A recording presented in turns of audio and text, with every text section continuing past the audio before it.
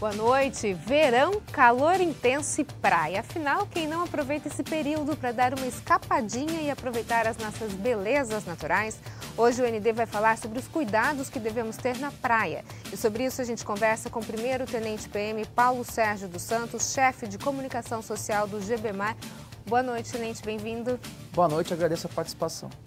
Falar um pouquinho sobre, acho que o primeiro item mais importante quando a gente fala de praia é a questão dos afogamentos, né? Até segundo o GBMAR, 6 pessoas morreram afogadas nas nossas praias aqui da região só no Réveillon. O que a gente pode dizer? Que isso foi imprudência ou falta de informação? Olha, 3 coisas são fundamentais para gerar o afogamento. Primeiro, ultrapassar os limites pessoais. A gente sabe isso, nosso perfil de afogado, 90% das pessoas que se afogam no mar não moram na costa. Então ela não conhece os riscos. Então, por não conhecer os riscos e ultrapassar os limites pessoais, ela se coloca numa condição que favorece o afogamento. Então, por isso que existem várias recomendações que o guarda-vidas da praia pode informar aos banhistas quando chegam na praia. O senhor acha, então, que esse número de 6 mortes no Réveillon, grande parte foi por conta desse desconhecimento do mundo marinho, dos limites das pessoas, é isso? Sim, na maioria das vezes isso acontece. Além disso, a gente também sabe pelas nossas estatísticas, mais da metade das pessoas fizeram uso de bebidas alcoólicas e sabemos que isso acaba reduzindo o reflexo e também a pessoa que faz uso de bebidas alcoólicas acaba aumentando um pouco a coragem, fazendo coisas que, se tivesse uma condição sóbria, não faria, ultrapassando ainda mais os limites. Além dessas mortes, pelo menos 180 pessoas foram salvas de afogamento só nesse período de festas entre Natal e Ano Novo. Quais os cuidados que as pessoas devem ter, então, antes de se aventurarem no mar? A primeira coisa, né, é procurar uma praia urbana. A gente consegue fazer uma análise de todo o litoral paulista e é inviável colocarmos um guarda-vida em cada centena de metros numa praia. Então, procurar uma praia urbana. Na praia urbana, procurar o guarda-vidas. O guarda-vidas ele é treinado, ele sabe os riscos daquela praia. Cada praia tem um risco diferente da outra. A praia do litoral sul é totalmente diferente das praias do litoral norte. Tem um risco diferente. Então, é importante procurar o guarda-vidas que ele vai informar os riscos. Porque esses riscos, eles mudam no mesmo dia. Às vezes, um local que está tranquilo na parte da manhã, à tarde já não mais, é uma outra parte da praia. Então é muito importante procurar o guarda-vidas, ele orienta. Segundo passo muito importante, que a gente vê isso acontecer muitas nas ocorrências, as pessoas nadarem ou entrarem em frente às placas de perigo. Aquelas placas de perigo sinalizam o risco local. É uma corrente Parece de retorno. Às vezes que tem uma flechazinha entre aqui, né? Porque Isso. A pessoa vai exatamente no lugar que não é para ir. Por isso que a gente investe bastante na divulgação dessa marca, não só na praia. A gente faz isso com todo o corpo de bombeiros, através do bombeiro educador. Então, em todo o estado, existe essa demanda de informação sobre essas placas. Já nas escolas, para que possa ser uma prevenção prévia, antes de chegar na praia e haver esse conhecimento das pessoas dos riscos da praia. Essa placa de perigo, tenente, quantos metros depois dela a pessoa pode entrar com segurança no mar? Olha, a placa ela não abrange uma parte muito grande. Quando o setor é muito grande de praia a qual queremos sinalizar, a gente coloca a fita zebrada, a gente coloca 2 placas e uma fita zebrada. Toda aquela área em frente àquela fita zebrada é uma área de risco. Se tiver só a placa, é cerca de 5 metros de raio, não é muito. Então ali ela sinaliza ou um buraco, ou uma corrente de retorno, ou até mesmo um naufrágio, em caso aqui de Santos, vários outros riscos. Então, evitar entrar na frente das placas. Aquela famosa frase que a gente escuta, né? Água no umbigo, sinal de perigo. Essa é a regra? Olha, com certeza, se a pessoa seguir essa regra, ela pode evitar um problema.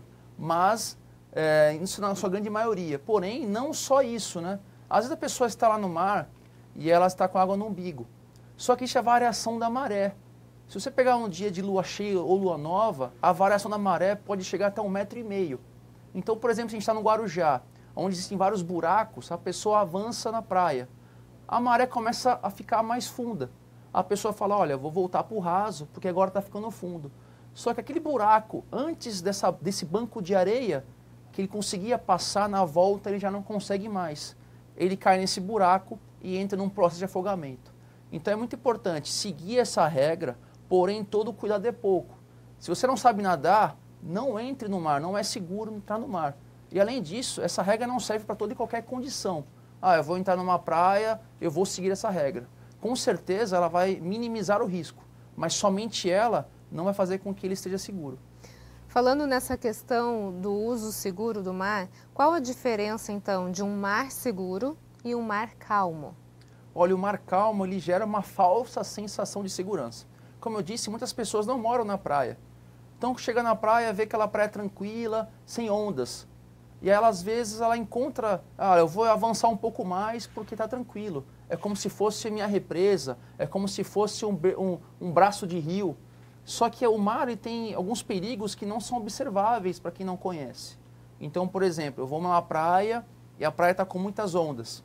No canto da praia tem uma costeira e não tem ondas. Aí a pessoa fala, olha, eu vou naquele local porque aquele local não tem onda, ali é mais seguro. Aquele local é o risco. 80% das ocorrências são nas correntes de retorno, conhecidas como correntezas, né, pelas pessoas comuns. Aquele local é o risco. Porque toda aquela água que está vindo com as ondas, ela vai retornar pelo local mais fácil, pelo local mais fundo. E naquele local abrigado é onde as águas vão retornar para o mar. O arrasto é muito grande. Então, às vezes, a pessoa coloca até sua criança ali achando que está seguro, na verdade, está colocando a criança no risco. A força é muito maior. Sim, força de retorno. Sim, a força chega a ser tão forte que o arrasto pode ser de segundos. E a ação do guarda-vidas vai ser demorada se caso ele entrar numa placa no local onde esteja distante do guarda-vidas. O senhor colocou um ponto que quem não conhece o mar, quem não sabe nadar, não é bom que entre no mar. Agora a gente tem centenas de casos de pessoas que vêm para a nossa região por conta das praias, né? E elas querem conhecer o mar e se aventuram pela primeira vez a entrar. Quais os cuidados que essas pessoas devem ter, além do água no umbigo, sinal de perigo? Olha, falando abrangendo a família toda, né? Chegou na praia, conversa com o guarda-vidas, retirar a pulseira de identificação, que a gente pode conversar sobre isso mais à frente.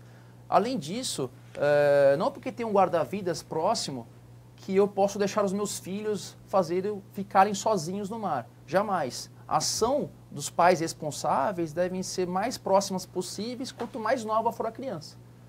E outro passo importante, jamais confiar em boias de braço, boias de cintura, colchão inflável, isso não é seguro. E dá uma falsa sensação de segurança. Porque esses objetos flutuantes facilitam o afogamento. O arrasto aumenta ainda mais com os objetos flutuantes. Então não é seguro. Ideal para piscina apenas, né? Piscina, mas mesmo assim, mesmo tendo um guarda-vidas de piscina, os pais devem estar na distância de um braço dos filhos. Isso é uma tendência, não só no Brasil, uma tendência de todos os órgãos de salvamento aquático no mundo. Então, independente de ter um guarda-vidas, deve estar os pais responsáveis e atentos. Além disso, jamais associar a bebida alcoólica ao mar, como já conversamos, né? Às vezes a bebida alcoólica, eu estou me sentindo bem, mas ele acha que está se sentindo bem. Então, aquele ato dele já se colocou em risco, não só ele, mas ele fala assim, olha, eu não vou entrar no mar, mas os meus filhos vão. Então, ele não pode também, por ser responsável, fazer uso de bebidas alcoólicas, tendo seus filhos no mar sozinhos. Sim, até porque a resposta, a reação, ela vai ser bem mais demorada, né? Sim, aí voltando ao assunto do local seguro, o local seguro é onde o guarda-vidas determinou. E evitar as placas de perigo. E seguir os seus limites pessoais. Olha, eu vou nadar até aquele farol, eu vou até uma ilha, eu vou até aquele ponto, achando que ele tem condições pela sua habilidade natatória. Mas se você não tem essa habilidade natatória, não faça esse tipo de atitude no mar. Alugar um stand-up ou qualquer objeto de esportivo, se a pessoa não tem experiência ou habilidade natatória para isso. Ok, no próximo bloco a gente continua a falar sobre afogamentos. Nós voltamos em instantes. Até já. O ND está de volta e o nosso assunto de hoje são os cuidados com o mar e a gente conversa com o primeiro-tenente PM Paulo Sérgio dos Santos, chefe de comunicação social do GBMAR. Tenente, a gente está falando sobre a questão dos afogamentos e às vezes as pessoas acabam confiando que nadam bem e aí elas vão se afastando e de repente ela se vê perdida no meio do mar e aí pode entrar em pânico e não consegue retornar. Quais os cuidados para que essa confiança que a pessoa tem na sua capacidade de nadar não se torne contra ela depois? Acontece isso muito. Às vezes a pessoa acha que sabe nadar e se afoga. Acontece isso. Atletas se afogam, surfistas se afogam. A gente consegue ver isso sempre nas estatísticas e sempre nas reportagens que a gente vê por aí. Primeira coisa, a pessoa se sentiu arrastada em direção ao fundo, em direção longe da costa. Primeira coisa, manter a calma. Primeiro passo importante. porque aquele trecho é um trecho que tem limite.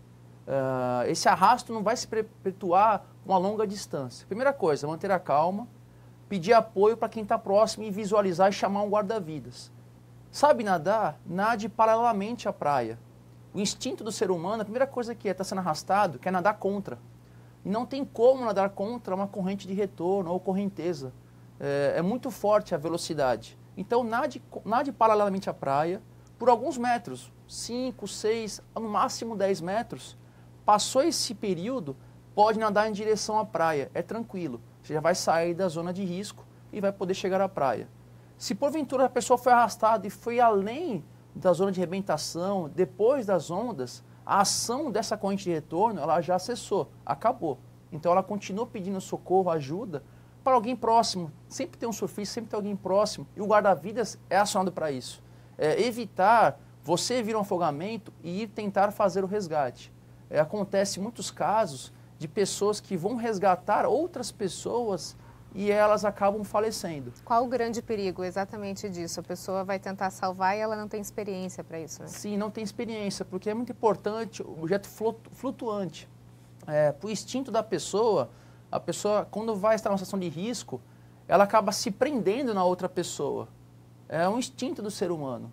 E acaba entrando ou os dois em afogamento ou um deles em afogamento. Isso acontece, não é tão comum, mas pode acontecer. Então é importante chamar o guarda-vidas. Ele está treinado para isso. Ele tem o objeto flutuante. Para isso, para que a gente possa treinar as pessoas, o bombeiro faz treinamentos esporádicos para surfistas, para as pessoas da praia, para que conheçam como agir numa situação de risco. Como agir com uma prancha se for um surfista, se tiver uma pessoa em afogamento, como socorrê-lo, uma pessoa na praia, como atender um mal súbito. Então a gente faz muitos esses treinamentos para que possam nos ajudar numa situação de risco. Dá para saber identificar uma pessoa que não é treinada quando está tendo um afogamento perto? Com certeza. O guarda-vidas, nos nossos cursos, a gente já faz o treinamento daquelas pessoas já possivelmente propensas a afogamento. Pelo modo de vestir, pelo modo de andar, pelo modo de falar, essas pessoas a gente já sabe quem são. Antes ela entrar na água? Antes mesmo. E aí o guarda-vidas é orientado ao quê? Logo cedo, ele fazer a abordagem dessas pessoas, com nossos folders, com revista, explicando a praia.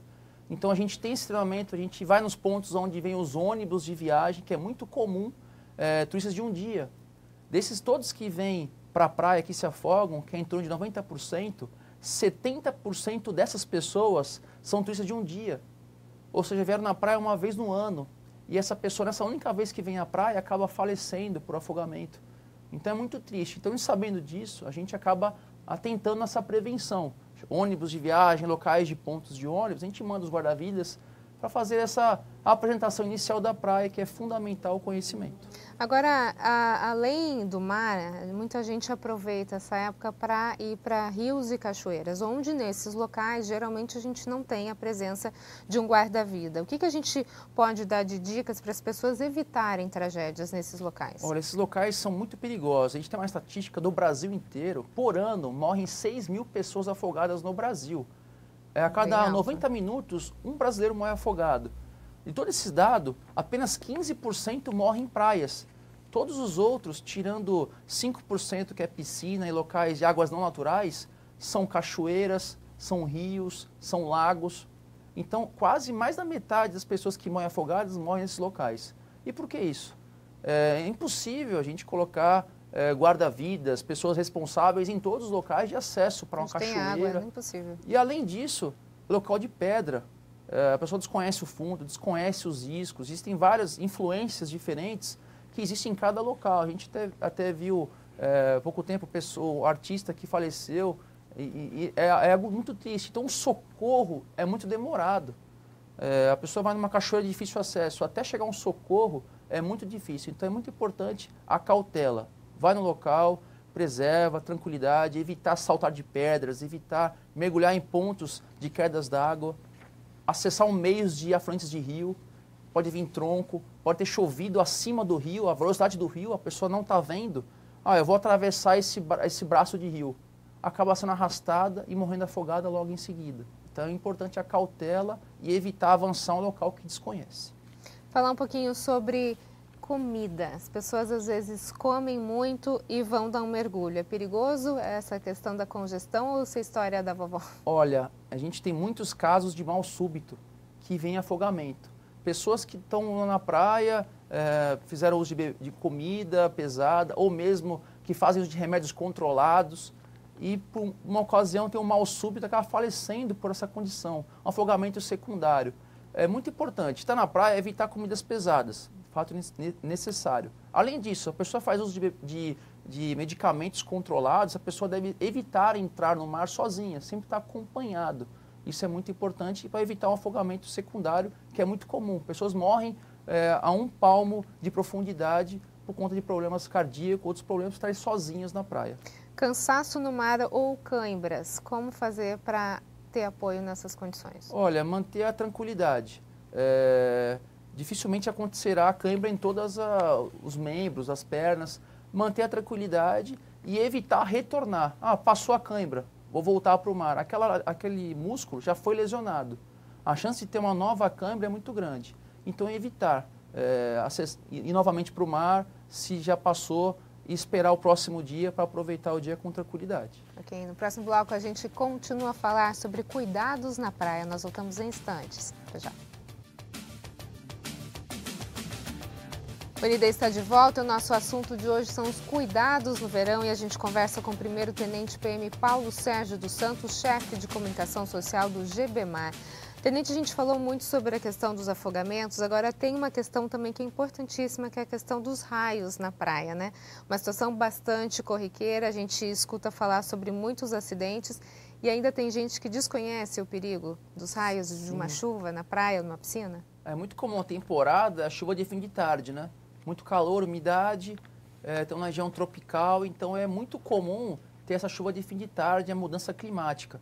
Então, no menor sinal de chuva, de tempestade, sair do mar, sair da piscina e procurar abrigo. Só que esse abrigo não pode ser guarda-sol, não pode ser quiosque, não pode ser tenda, tem que ser uma construção. Evitar locais abertos, descampados. Agora, vamos dizer que eu estou já na praia deserta e eu não tenho para onde ir, só tem eu nessa praia. Então, o que eu devo fazer? É pegar e ficar agachado, não ficar deitado, agachado, com os braços entre os joelhos e aguardar. Essa é a condição mais segura para a pessoa que estiver no local descampado, onde não tenha como ela sair daquele local. No meio de uma tempestade, então, se você não tiver como se abrigar, tem que ficar nessa posição. Isso, ficar de cócoras, juntar as duas pernas, juntar os pés, grudar os pés, porque isso diminui a área de abrangência de um raio, se o raio cair próximo e ele acessar essa pessoa. Então, é mais seguro ela ficar com as pernas juntas, de cócoras, segurando as duas pernas. Como seriam feitos os primeiros socorros no caso de alguém ser atingido por raio? Ela ser levada imediatamente para o hospital. Se ela estiver no local que tem acesso ao 192, ao 193, ela deve acionar os meios, porque essa pessoa tem que ser socorrida rapidamente, porque 20 a 30% das pessoas que são atingidas por raio acabam falecendo. Os outros 70% são feridos e essas feridas têm sequelas para a vida toda. Então é muito importante o socorro ser imediato para o pronto-socorro mais próximo.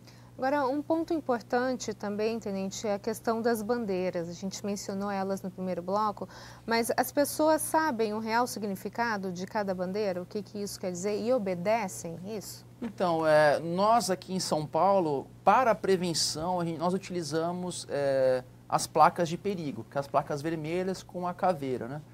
Que os guarda-vidas sinalizam os locais de risco. As bandeiras no estado de São Paulo são as condições de balneabilidade das praias.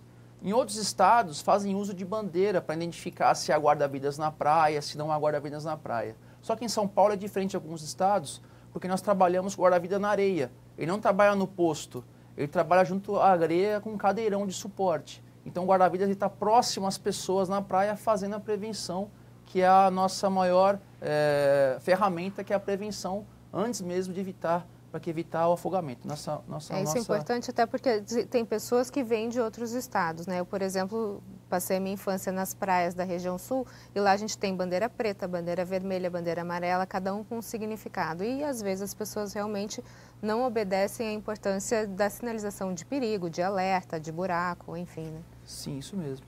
Outro ponto que eu gostaria de falar é a questão dos ferimentos no mar, né? A gente tem alguns casos às vezes comuns em determinadas épocas do ano, por exemplo, espinhas de peixe, bagre, a questão das águas-vivas. Como é que fica essa questão e como é feito o atendimento? Olha, o bagre ele é muito comum porque ele acaba sendo dispensado pelos pescadores pelo seu baixo valor comercial.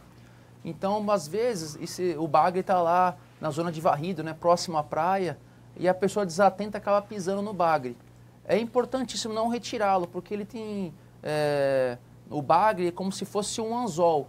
Quando ele entra na pele, dificilmente ele consegue tirar. Ele precisa ir para o pronto-socorro para evitar uma infecção nos pés. Então, estar atento, evitar isso. Infelizmente, em alguns locais, acabam sendo dispensados e não sendo retirados logo cedo. Então, é muito importante estar atento à praia. Água-vivas e caravelas. Elas possuem queimaduras, Arde demais, são né? diferentes, são animais diferentes. A caravela são 4 animais, né? E a água-viva elas queimam muito. O que é importante? A gente dificilmente consegue prever esses momentos que acontecem no litoral paulista ou em todo e qualquer litoral brasileiro. Mas a primeira coisa importante, evitar água doce. Porque a água doce que vai fazer com que aquela química gere ainda mais a queimadura. Então é muito importante evitar água doce. Está no mar, aproveita a própria água do mar com um palito, com alguma coisa, para retirar, se for a caravela, os tentáculos ou a água viva. Evitar. Depois disso, procure o guarda-vidas para ser deslocado para o posto, para que ele tenha a substância para fazer todo o tratamento e a limpeza daquela área queimada. Então, muita gente usa algumas práticas caseiras, né? A gente já ouviu falar da questão do vinagre. Vinagre é muito bom. Pode utilizar. Pode usar o vinagre, que é o que o guarda-vidas vai ter, e além disso a sua bolsa de resgate para outros tipos de atendimento. E aí, se porventura forem muitas águas-vivas, é muito importante ser deslocado até o pronto-socorro. Um minutinho final do nosso programa, eu gostaria de falar sobre a questão das crianças perdidas. O que pode ser feito em relação a isso, Tenente? Aproveitar, logo chegou na praia, retirar as fitas de identificação. Isso é muito importante. Além disso, jamais deixar a criança sozinha na praia. Isso é muito comum, às vezes, os pais deixarem a criança sozinha e o mar ele tem a movimentação do mar, acaba se perdendo muito fácil a criança. Então é importante, pegou a fita com o guarda-vidas, se a criança for um pouco mais velha, ensinar onde ela está, qual hotel, ponto de referência, pousada, né? Esse ponto de referência. E além disso, aconteceu o pior, perdi o meu filho, perdi a criança que está comigo. Procura o guarda-vidas. A gente vê bater palmas é muito importante, nos auxilia muito. Só que às vezes não acabam acionando um órgão público, que pode ser o guarda-vidas, o guarda municipal, o policial militar, porque nós temos o rádio de comunicação. E a gente pode se comunicar entre um e outro. Às vezes os pais já estão no guarda-vida e acaba tendo esse tempo prolongado de criança perdida. Tá ok. Tenente, muito obrigada pelas suas informações. Sucesso aí nos mares da Baixada Santista. Eu que agradeço a participação. O ND fica por aqui. Uma ótima noite para você. Fique agora com o Jornal da Band. Até mais.